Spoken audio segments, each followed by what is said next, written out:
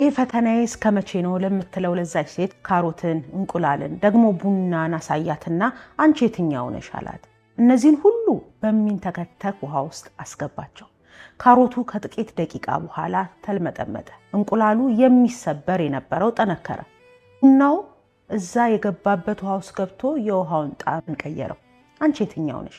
የሚመጣብሽ ፈተና የሚያሽመደምድሽ ወይስ የምታልፊበት መንገድ የሚያጠነክርሽ ወይስ የምታልፊበት መንገድ ያንቺን አልፎ የገባበትን ቦታ ጠረንና ጣዕም የሚቀይረው ነሽ?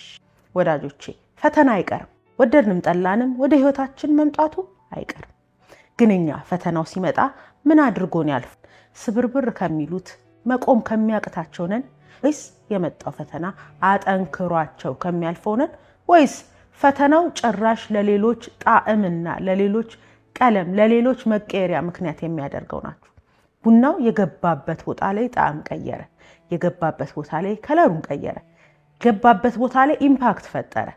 ፈተናው እንዲያጠፋችሁ፣ እንዲያዳክማችሁ፣ አቅም እንዲያሳጣችሁ ሳይሆን አጠንክሯችሁ ሲያልፍ ደግሞ የእናንተን ታሪክ ምሳሌና ትምህርት አድርጎት እንዲያልፍ ፍቀዱለት። ፈተና አይቀርም። እኛ ግን ፈተናው የሚያደርገንን መምረጥ እንችላለን። ምን መረጣችሁ? ወዳችኋለሁ።